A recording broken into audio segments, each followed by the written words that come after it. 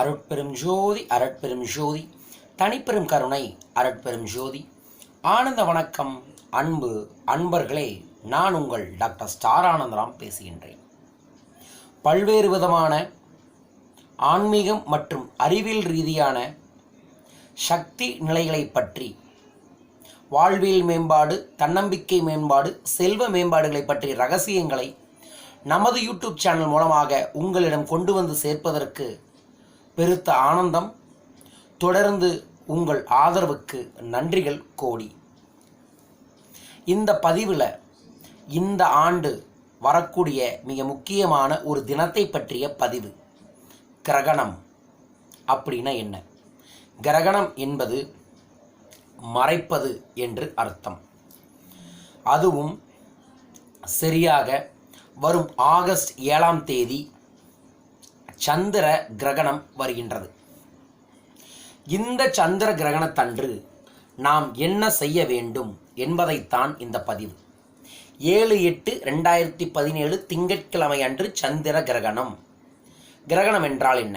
ஒவ்வொரு ஆண்டும் பல கிரகணங்கள் வருவதை நாம் பார்த்து கொண்டுதான் இருக்கின்றோம்.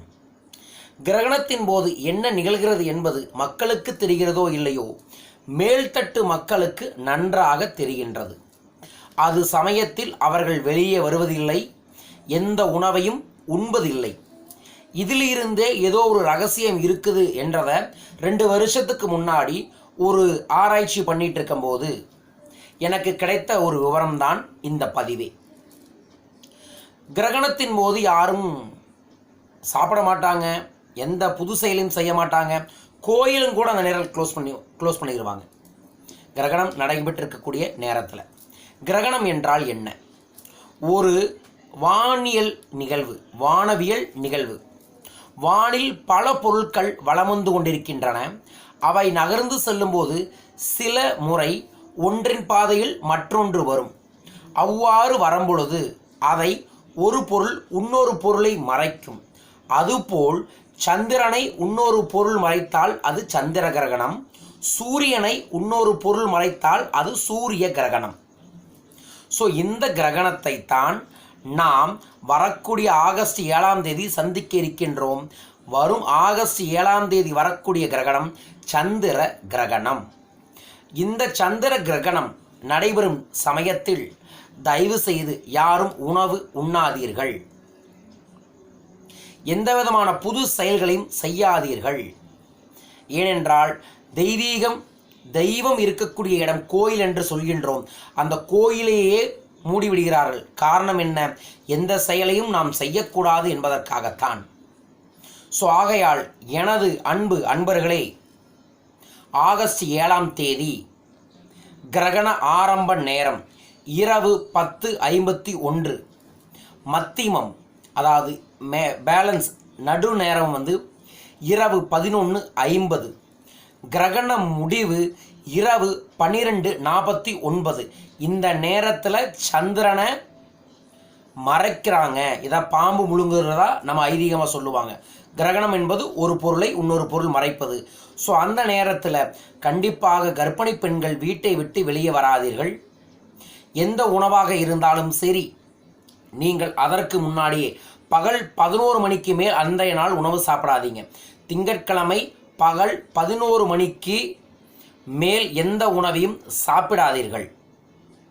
மிக முக்கியமாக இந்த நட்சத்திரக்காரர்கள் அன்றைய நாளில் மிக அமைதியாக இருந்து இந்த கிரகணம் முடித்த பிறகு முழுதாக குளித்து அவர்கள்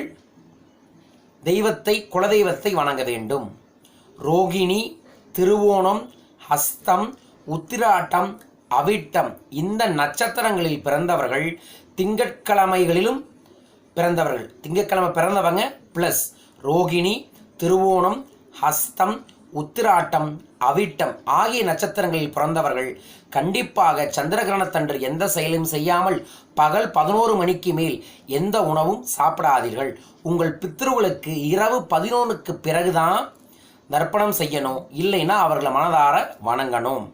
கர்ப்பிணி பெண்கள் 7/8/2017 திங்கட்கிழமை மாலை 7 மணியிலிருந்து பின் இரவு 3:30 மணி வரையில் வெளியில் வராதீர்கள்.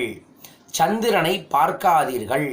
மற்றவர்கள் கிரகணம் முடிந்த பிறகு சந்திரனை தரிசித்துவிட்டு குளித்துவிட்டு கிரகண காலத்தில் வீட்டின் பூஜை அறையில் கண்டிப்பாக தீபம் எரிந்து கொண்டு இருக்க வேண்டும். ஸோ அன்பு நண்பர்களே, வரக்கூடிய திங்கட்கிழமை பௌர்ணமி ப்ளஸ் சந்திரகிரகணம் வருகிறது. அந்த சந்திரகிரகணத்தன்று கோயில்கள் மூடிதான் இருக்கும். அந்த மூடி இருக்கக்கூடிய நேரத்தில் நீங்கள் எந்த உணவையும் எடுக்காதீங்க, எந்த செயலையும் செய்யாதீர்கள். கர்ப்பிணி பெண்கள் மட்டும் அந்த நேரத்தில் வெளியே வராமல் தூங்கிடணும். மற்றவர்கள் கிரகணம் முடித்ததுக்கப்புறம் சந்திரனை பார்த்துட்டு நீராடிட்டு தூங்குவது மிகச்சிறப்பு. அது இரவு நேரமாக இருந்தாலும் சந்திரகிரகண நேரத்தில் உங்கள் வீட்டில் தீபம் எரிவது மிக முக்கியமான ஒரு தருணம். இதை மனதில் வைத்துக்கொண்டு வரக்கூடிய ஆகஸ்ட் 7ஆம் தேதி சந்திரகிரகணத்தை உலகில் உள்ள அனைவருக்கும் அது சந்திரகிரகணம்தான். அந்த நேரத்தை சரியான முறையில் நீங்கள் பயன்படுத்தி கொள்ளுங்கள். அது தீய சக்திகளுக்கான நேரம், எதிர்மறைகளுக்கான நேரம். அந்த நேரத்தில் நீங்கள் அமைதியாயிருந்து எந்த உணவையும் உட்கொள்ளாமல் விரதமாய் அனுஷ்டித்து கிரகணம் முடித்த பிறகு குளித்து விட்டு பிறகு உணவு அருந்தி உறங்கச் செல்லுங்கள். உங்கள் வாழ்வில் ஐஸ்வர்யங்கள் நிச்சயம் பெருகும். இது அறிவியல் பூர்வமும் இருக்குது, ஆன்மீகமும் இருக்குது. ஸோ நம்ம பெரியவங்க சாதாரணமாக எந்த விஷயத்தையும் சொல்ல மாட்டாங்க. நம்ம பெரியவங்க சொன்ன விஷயத்தை தான் நான் உங்களுக்கு பதிவிடுகின்றேன். ஸோ முன்னோர் வாக்கு முக்கியமான வாக்கு. இதை முயற்சி செய்து பாருங்கள். உங்கள் வாழ்வில் ஐஸ்வர்யங்கள் பெருகும். எனக்கு தெரிந்த பல செல்வந்தர்கள் இதை சரியான முறையில் பயன்படுத்திக் கொள்கிறார்கள். நாமும் செல்வந்தராக வேண்டும் என்ற பாதையில் சென்று கொண்டிருக்கின்றோம். அப்பாதையில் செல்பவர்களும் இதை கடைபிடிப்பதன் மூலமாக அதற்கு ஒரு வாய்ப்பு நிச்சயம் அமையும்.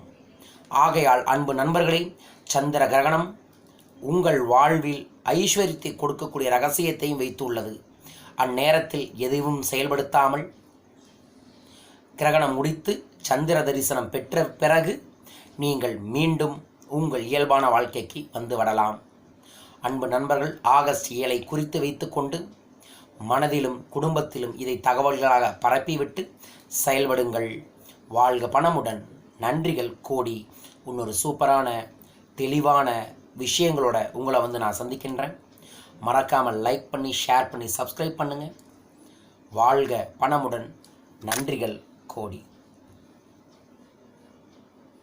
நன்றிகள் கோடி.